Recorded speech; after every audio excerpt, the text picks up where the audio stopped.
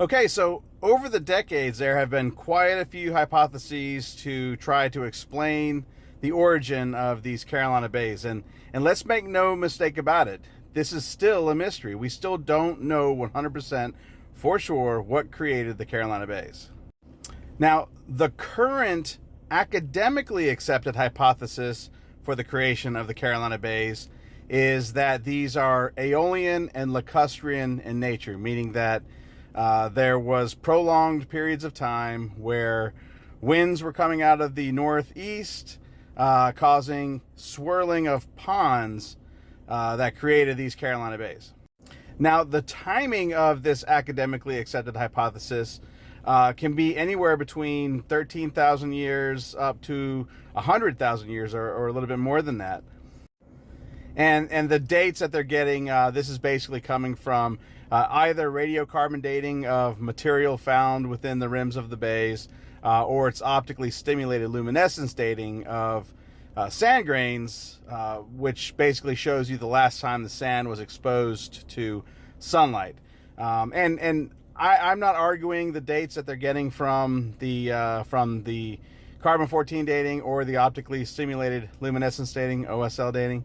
I have no doubt that the material that they were testing was and can be dated to the times that they're getting with those tests. One of the reasons why I say this is an academically accepted hypothesis is because we do have researchers who are in the field right now that are researching these things, including guys like Dr. Christopher Moore, who is a member of the Comet Research Group, and we'll talk a little bit more about him later on. We have Dr. Mark Brooks, Christopher Sweezy. There's quite a few, mainly archaeologists, geoarchaeologists that are in the field that support this as the main hypothesis for the creation of the Carolina bays. One of the reasons why archaeologists are so interested in the age of the Carolina bays is because they do find archaeological artifacts within the rims of these bays. I haven't heard of too much within the middle part of the bay, other than some gallstones from the processing of waterfowl, which is pretty interesting. But they do find Clovis points in certain places where we find these Carolina bays. So they are very interested in this. As a matter of fact, I was with Dr. Christopher Moore when I took that picture up there. And that was right before my knee caved in one of his pits that they dug out. Archaeologists are extremely particular about their trenches, and they're very precise. And as my knee started to cave in the side, it was an all stop to make sure that happened. And that was also right after we found a Clovis artifact within the sand layers of White Pond. So it was a neat day. And again, these archaeologists are doing really good detailed work. But it's the age of the creation of the bay that I think is questionable. Not necessarily the material that they're testing.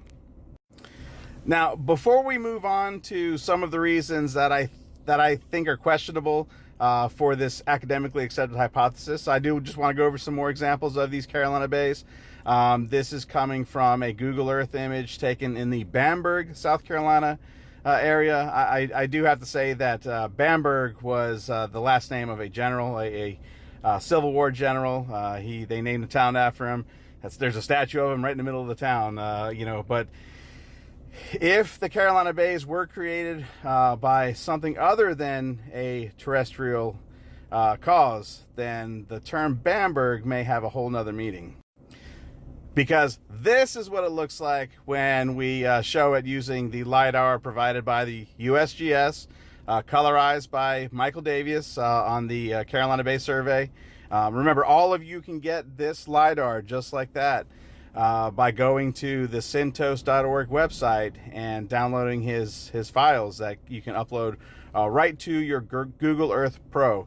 You do need to have a laptop, or you need to have a desktop that can download these files, but they're free. And I 100% all of you take a look at this, pull them up. You can use them for anything that you want. But once we pull up this LiDAR, we see that the whole area is covered in these elliptical depressions, all with raised sandy rims, and they all point in the same general direction, and we'll get into where they're all pointing coming up soon. All right, we'll be back later.